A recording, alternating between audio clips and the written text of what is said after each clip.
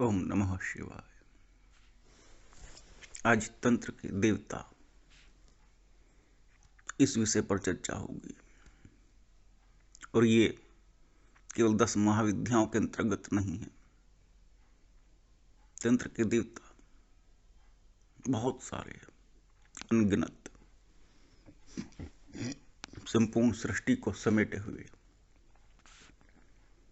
लेकिन सबसे पहले जिसका नाम आता है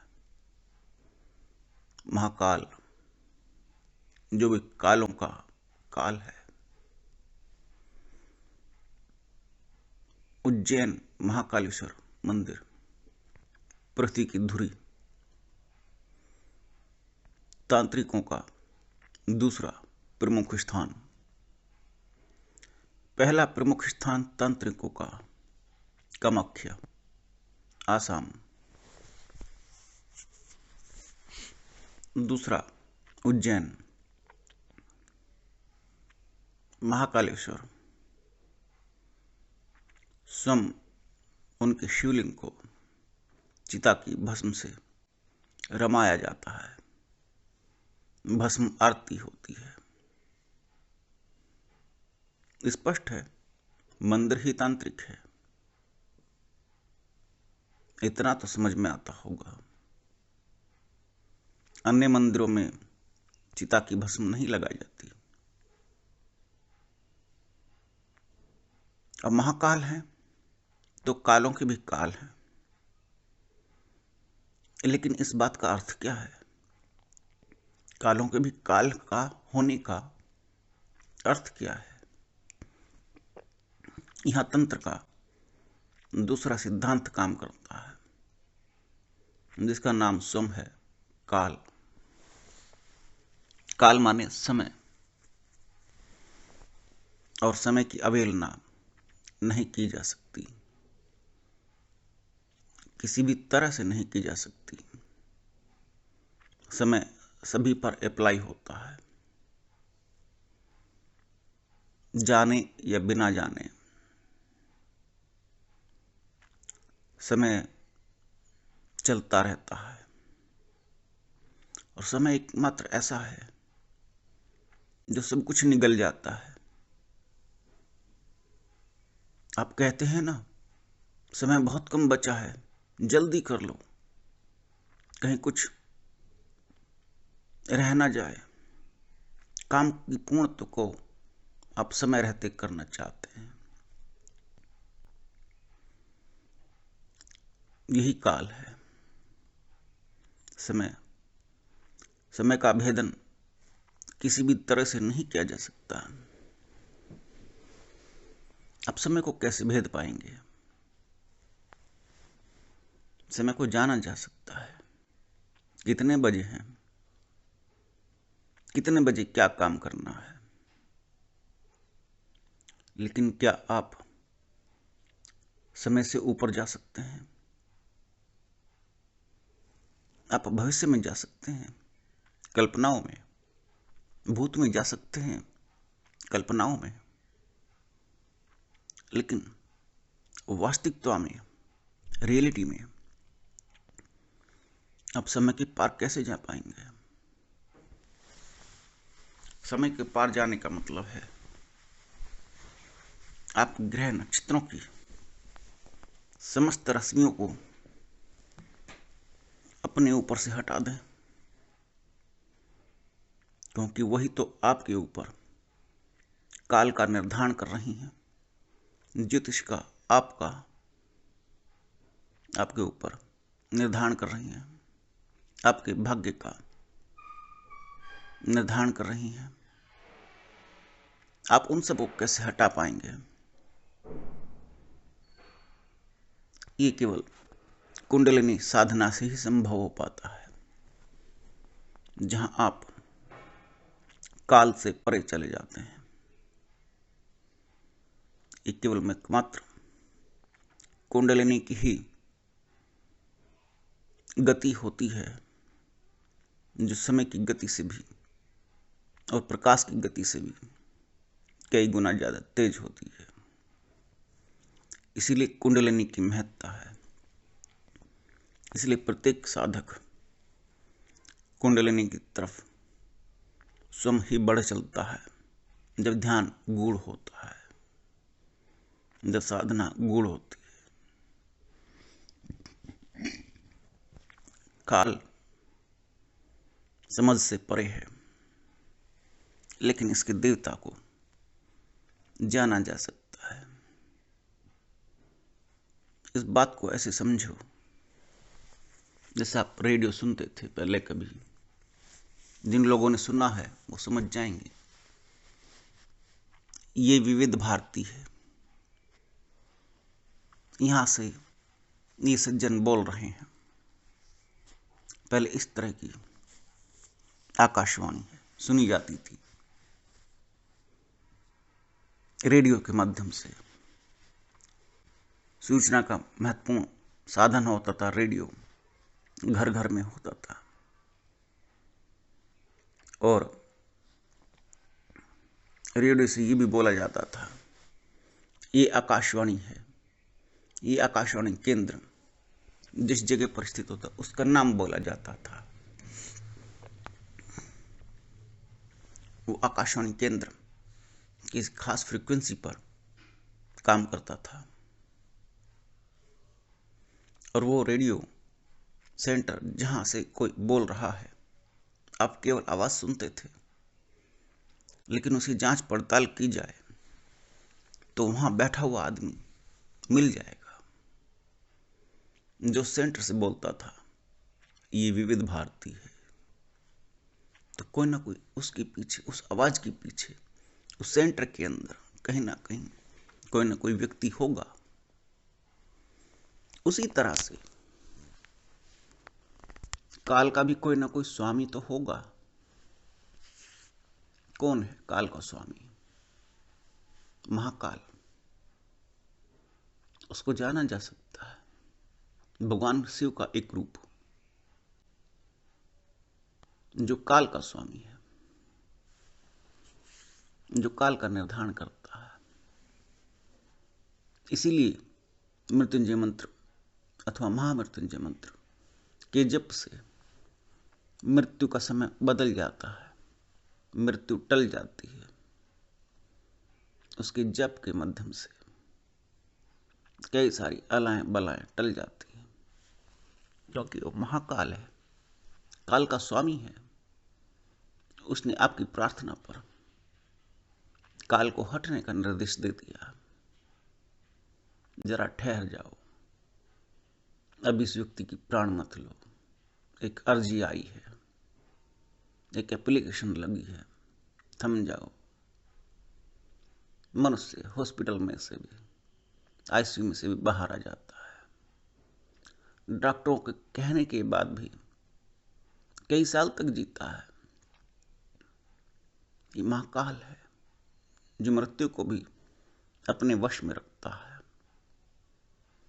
ये प्रथम देवता है, काल का स्वामी। शिव तो भगवान है, आदि और अनंत है। तंत्र का दूसरा सूत्र है काल, उसका स्वामी प्रथम महाकाल। एक बार गुरुदेव उज्जैन महाकालेश्वर पहुंचे। जब प्रांगण में खड़े हुए तो पता लगा सभी तांत्रिकों ने महाकाल को अपने अपने बल के अनुसार बांध लिया। समस्त बल बांध रखा है। वहां जाने वाले भक्त खाली रह जाते हैं, उनको कुछ नहीं मिल पा रहा। अब बल कैसे बंधता है? बल को भला कैसे बांधा जा सकता है? क्या भगवान को भी बांधा जा सकता है, या किसी मंदिर को बांधा जा सकता है? बंधन क्या है और ये कैसे काम करता है, इसकी अलग व्याख्या होगी, किसी और समय पर होगी। बल और बंधन तंत्र क्षेत्र में काम करते हैं। गुरुदेव ने नमस्कार किया। गुरुदेव ब्रह्मचारी अंतर्यामी परम ब्रह्म को प्राप्त। उनके मन के प्रश्न का उत्तर स्वयं शिव ने दे दिया। कहा, प्रभु बोलते हैं, भक्ति मुझे अत्यंत प्रिय है। जिसकी भक्ति निष्काम और निस्वार्थ भाव से होगी, वो तंत्रों से परे हो जाता है। अर्थात तंत्र के क्रियाकलाप उस पर काम नहीं करते। योग साधना, जिसको साधना अत्यंत प्रिय है, जो अपनी साधना में दिन रात रमता है, जो मुझे प्राप्त कर लेता है, तंत्र के बल उस पर काम नहीं करते। तुम यहां मेरे दर्शन को आए हो, जिस रूप में चाहो मैं प्रस्तुत हो जाऊंगा। गुरुदेव ने नमस्कार किया, फूल अर्पण करे और चल दिए। भैरव जी के मंदिर पहुंचे। भैरव जी से पहले ही कहा, मैं शराब नहीं पीता, क्या अर्पण करूं? क्योंकि उज्जैन महाकालेश्वर में भैरव जी के मंदिर में शराब अर्पण होती है। भैरव जी ने उत्तर दिया, तुम एक बहुत बड़ी सी फूलों की माला ले आओ। गुरुदेव ने फूलों की माला अर्पण की। फिर गुरुदेव बाद में ओंकारेश्वर पहुंचे। वहां एक सरोवर है। सरोवर के पुजारी ने गुरुदेव को देखते कहा, आइए, आपको मैं उस जगह पर जल सूर्यदेव को अर्पण करवाता हूं, अर्घ्य दिलवाता हूं, जहां भगवान श्री कृष्ण और उनके बड़े भाई बलराम सूर्यदेव को अर्घ्य दिया करते थे, अर्थात जल चढ़ाया करते थे। गुरुदेव ने जैसे ही उसी जगह पर जल चढ़ाया, गुरुदेव को एक अंतर आध्यात्मिक अनुभूति और उपलब्धि दोनों ही प्राप्त हो गई। उन्होंने कहा, जल चढ़ते ही एक साथ कई हजार सूर्य एकदम आंखों में चमक उठे, भले ही आंखें बंद थी।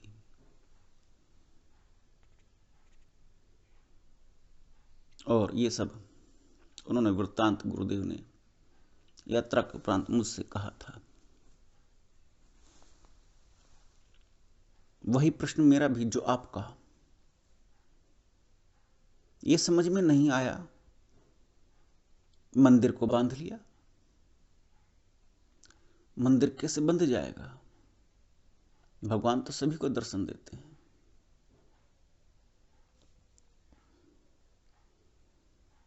अब बल और बंधन क्या है, साधना करने वाला ही जान सकता है।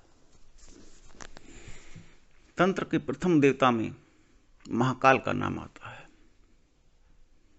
अगर देवी के रूप में गिना जाए, महाकाली, जिससे एक शब्द की अनुभूति होती है, काला। काल से काला बना है, क्योंकि काल सभी को पी जाता है। काला क्या है? जहां अंधकार होता है, जहां कुछ नहीं दिखता, सब कुछ लय हो जाता है, सब कुछ विलीन हो जाता है, वो काला है, अंधकार है। और इसको वर्तमान थ्योरी में, साइंस की थ्योरी में ब्लैक होल बोलते हैं। ब्रह्मांड में कोई ब्लैक होल बना हुआ है जो समस्त ब्रह्मांड को अपने अंदर लील रहा है। ये सिद्ध हो चुका है। ये थ्योरी अभी यही कह रही है। और काले रंग का जो सूत्र है, आपके मूलाधार चक्र से निकल करके आता है। सब कुछ पी जाता है अंधकार, काला रंग, ब्लैक होल। कहाँ है? आपके शरीर में, आपके काम के केंद्र पर, आपके संभोग के केंद्र पर। क्योंकि जब संभोग की उत्तेजना उत्पन्न होती है, जब काम अपना विराट स्वरूप उत्पन्न करता है, तब आपको कुछ भी होश नहीं रहता, सब कुछ उसमें विलीन हो जाता है। सारे काम, क्रोध, लोभ, मद, मोह, ज्ञान, बुद्धि, विवेक, मन, बुद्धि, चित्त, अहंकार, शरीर, तन, मन, ब्रह्मांड, सब कुछ लीन हो जाता है काम के वशीभूत, जब तक काम का नशा नहीं उतरता। इसलिए तंत्र में काम को ही, संभोग को ही महत्वपूर्ण बिंदु जान करके उसी को ढाल बना लिया है तंत्र साधनाओं में। क्योंकि अन्यथा ये समस्त साधनाओं में परमानेंट विघ्न उत्पन्न करेगा। और मूलाधार चक्र महाकाली का या महाकाल का प्रथम केंद्र भी है। यहां देवता बदल जाते हैं,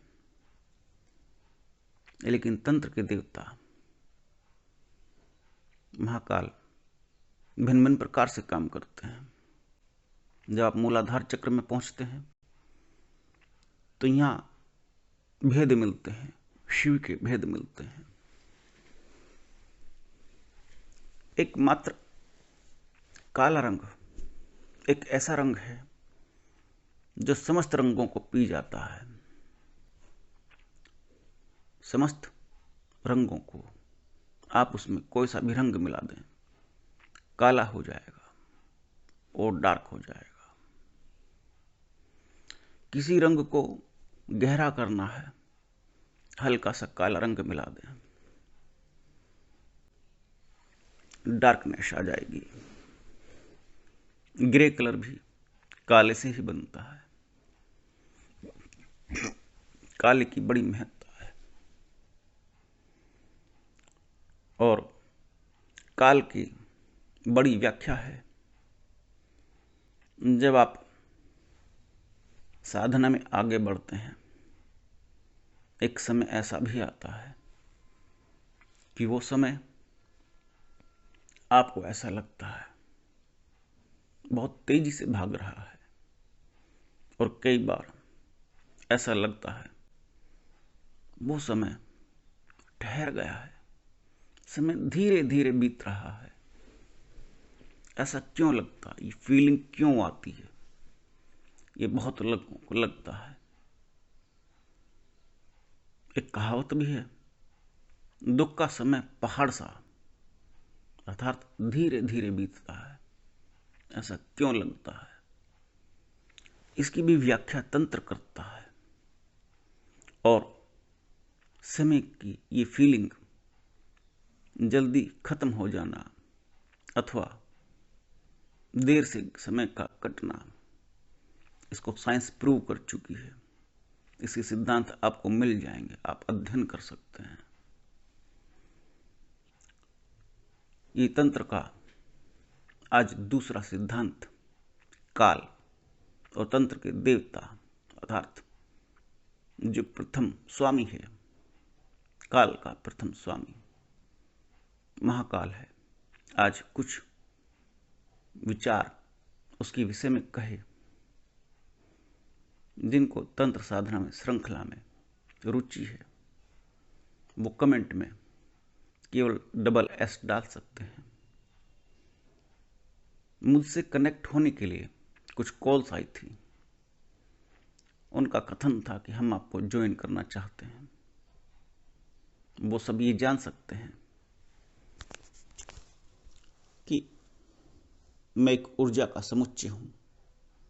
समय आने पर जो भी कमेंट डालेंगे SS का, मैं उनको अपने आप कनेक्ट कर लूंगा।